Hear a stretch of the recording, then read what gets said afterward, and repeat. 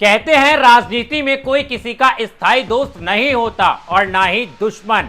जो कल तक किसी पार्टी की पहचान थे वो आज किसी दूसरी पार्टी का चेहरा बन जाते हैं। और अब ऐसा ही एक बड़ा नाम फिर से चर्चा में है, आजम खान। नमस्कार दोस्तों, मैं हूं आपके साथ ऋषभ चौहान।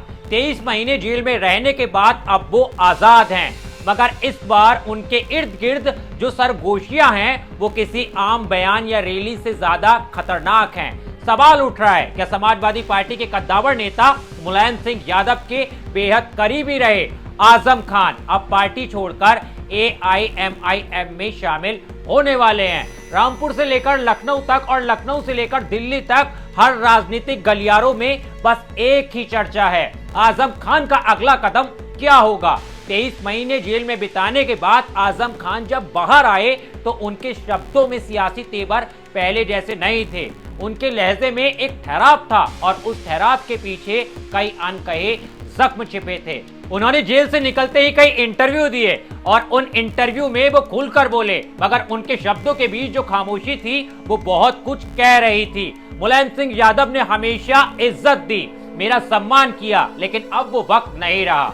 आजम के इस बयान के बाद राजनीतिक गलियारों में फुसफुसाहट शुरू हो गई। क्या ये इशारा अखिलेश यादव की ओर है? क्या आजम खान अब समाजवादी पार्टी से दूर जाने की तैयारी में हैं? आजम खान का दर्द सिर्फ राजनीतिक नहीं है, वो व्यक्तिगत भी था। जेल से निकलने के बाद उन्होंने जो कुछ कहा उसने सबको सोचने पर मजबूर कर दिया। उन्होंने कहा, जेल में जो खाना दिया जाता था उसे गली का कुत्ता भी सूंघकर चला जाएगा, खाएगा नहीं। मुझे फोन पर बात करने की इजाजत तक नहीं थी, जबकि हत्या के आरोपी आराम से बात करते थे। मेरे साथ ऐसा बर्ताव हुआ जैसे मैंने देशद्रोह किया हो। उनकी ये बातें सुनकर लोगों के जहन में एक ही सवाल उठने लगा, क्या यह सब इसलिए हुआ क्योंकि उन्होंने सत्ता से सवाल पूछने की हिम्मत की थी?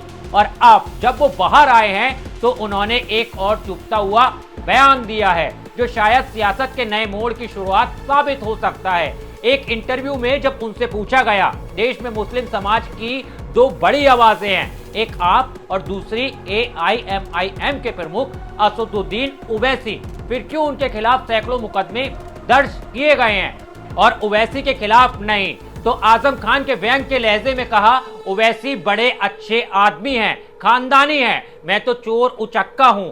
मेरे जैसे बकरी और मुर्गी चोर इंसान के साथ ऐसा ही बर्ताव होना चाहिए। उनका यह बयान आग की तरह फैल गया। हर सोशल मीडिया प्लेटफॉर्म पर बस एक ही नाम ट्रेंड करने लगा, आजम खान। लोग कहने लगे, क्या यह बयान सिर्फ व्यंग था या आने वाली सियासी सफर की झलक? अब सोचिए, आजम खान और असदुद्दीन ओवैसी दोनों ही मुस्लिम राजनीति के बड़े चेहरे, एक उत्तर भारत का बड़ा नाम, दूसरा दक्षिण भारत से उभरती हुई ताकत। अगर ये दोनों एक साथ आ जाए तो इसका असर सिर्फ रामपुर या यूपी में नहीं बल्कि केंद्रीय राजनीति तक देखा जाएगा। यही वजह है कि आजकल सियासी गलियारों में हर कोई एक ही सवाल पूछ रहा है, क्या आजम खान AIMIM में शामिल होने जा रहे हैं? कुछ सूत्रों का कहना है कि जेल से बाहर आने के बाद आजम खान के कई करीबी लोग ओवैसी के संपर्क में हैं। वो चाहते हैं कि आजम खान अपनी अलग सियासी पहचान बनाए, जहां उन्हें फिर किसी कमान के नीचे ना रहना पड़े। आजम खान का रिश्ता समाजवादी पार्टी से सिर्फ राजनीतिक का नहीं था, वो भावनात्मक था। मुलायम सिंह यादव को वो अपना नेता, अपना गाइड मानते थे, मगर मुलायम सिंह के जाने के बाद आजम की सियासत जैसे अनाथ हो गई।